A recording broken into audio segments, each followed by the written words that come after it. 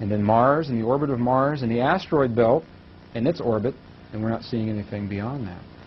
To many researchers, they believe that this is saying something very similar to what many of the crop circle messages have said, and that's simply that there is a change unfolding upon the Earth, within the lives of the people upon the Earth.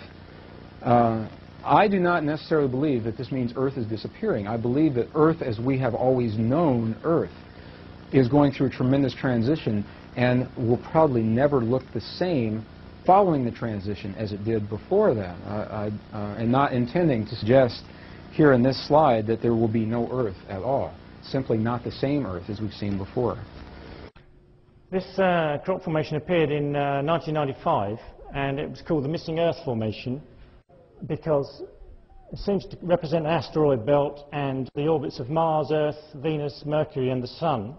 In the fields at Etchell-Hampton, Wiltshire, 1997, we had a 780 unit grid, and at the time that was 30 by 26. Michael Glickman, the crop circle researcher and a legendary geometer, he said he thought this was about 2012 because that's the exact number of weeks, 780 weeks between the time it appeared and the same time in the year 2012. I think this is the most amazing crop formation that we've had associated with the Maya calendar because April 2004 it actually ghosted was the second one to be reported this year. But last year, July 2003, Huish in Wiltshire, this 13-pointed star appeared. And it's a dead copy of a diagram from Jose Arguelles' Mayan factor, which I've just shaded in for emphasis here. And that diagram was to describe the 13 Baxton cycle itself. So here it is in the fields 2 years running. This is a crop formation in which we had the Ouroboros, which represents cycles of time. You've got the pale horse of death, Adam's grave, and the caduceus pointing to it. But that doesn't necessarily mean death, as in bad news, because it could be the death of the species, the end of the species, and the start of a new species, the end of Homo sapiens, and the start of a new species of Homo superior, Homo perfectus, whatever. We're going into the 2012 subject. Of course, crop circles have been on everybody's mind. This was the formation that came down a couple of years ago, which started out in an unfinished way. You notice that all of these blocks are completely solid, and this area is solid as well. Well, the circle makers, whoever they are, came back. And when they came back, this is what we got. Now you have time markings and symbols from the Mayan calendar, okay?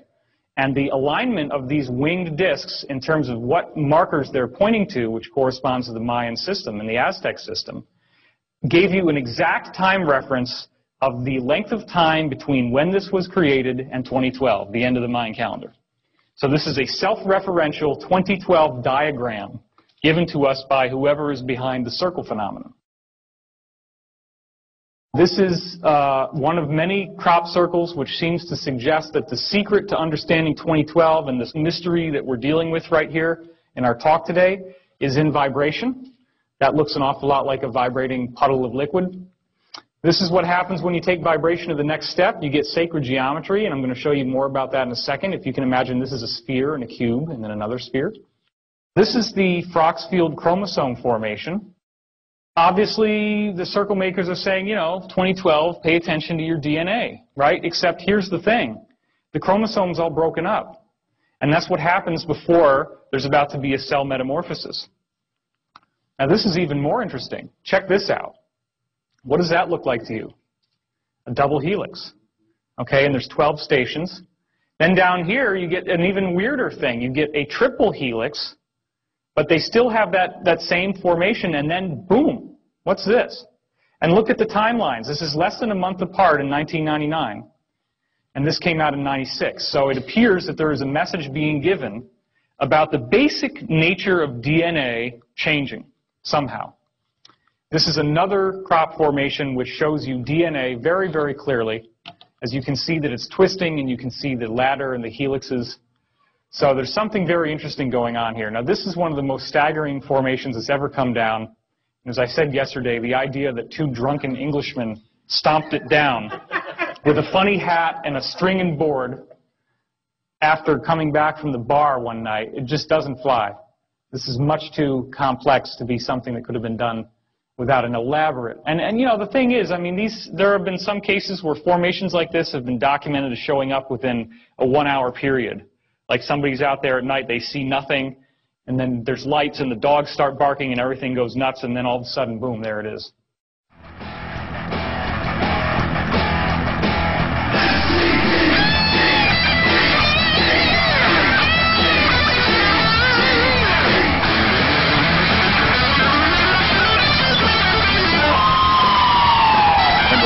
September 11th, men armed with knives, armed with chemical, biological, or even nuclear weapons. The fanatics who terrorist killers, September 11th, terrorists of Al-Qaeda, terrorists, Taliban, nuclear weapons, terrorists. 9/11 terror. My fellow Americans, we have already been attacked. Terror. Terrorists for terrorism, September 11th, September 11th. The terrorists, war and danger, September 11th, September 11th, terrorism, global terrorism, the horror, terrorism, terrorists, terrorists, terrorists, terrorists, terrorists, the terrorists, terrorists, terrorist terrorism, September 11th, global terrorism, terrorism, terrorism, September 11th, world terrorism, terrorism, terrorism, terrorism, terrorism, terrorist, September 11th, threat of global terrorism, terrorism, terrorist, global terrorism, terrorism, terrorism, September 11, 2001, global terrorism.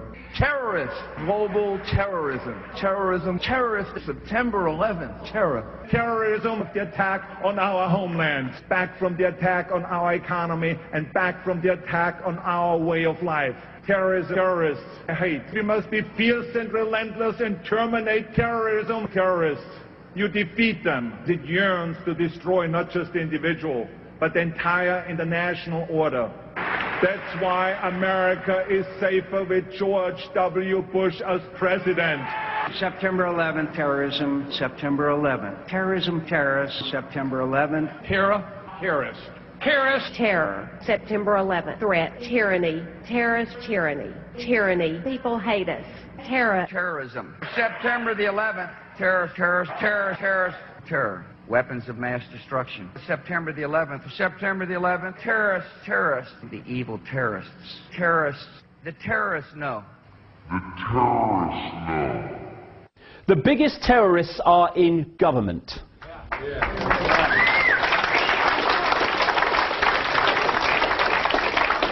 Of whatever persuasion, by the way, I ain't being party political here. Sod the lot of them. I'm very, you know, I believe in equal opportunity and equal rights and stuff. Sod the lot of them equally. The terrorists, even those that we're told were terrorist events from external terrorists, when the evidence often points to the fact that it was not that at all, except that they were the front for it, they can kill horrendously a few thousand people at maximum, or they can, like 9/11 and that stuff, or they can kill fewer in other events. Horrific, horrible, etc. Yes, but these people, or the people that controlled them, pepper-bombed Baghdad full of kids and civilians, and have so far killed and maimed hundreds of thousands of civilians to save them from a dictator. And now, Hillary Clinton, John McCain, Barack Obama stands for change you can believe in. These people are controlled by the same force. Interesting, you know, when Clinton came in, Bill Clinton in, what, 92, he kept talking all the way through his election campaign. Change, I stand for change. He's going on, Obama. Change, I stand for change. Why? Why do they play that game? Interesting. Because of the way the system stitches up people, denies them choice, denies them equilibrium, happiness, and all these things, and what they desire. At any point in time, the vast majority of people are not happy with their status quo. So anyone who comes along and says, I stand for change, oh yeah, anything's better than this, yes mate, change. Very powerful because of that situation. Now, Barack Obama, his main man, and it's not just in this election, it goes back a long time, is a guy called Zbigniew Brzezinski. Brzezinski was the National Security Advisor in the Carter administration, And he went public in the last year, 18 months or so, admitting that he, in that position, worked to manipulate the Soviet Union to invade Afghanistan because he wanted to weaken the superpower, and in his words to the effect of, I wanted to create for them their Vietnam. It didn't matter that he did that, except that that invasion cost 1 million Afghan lives. And that's how it's possible for a few to dictate the direction of the world, with the many working every day unknowingly to do it for them.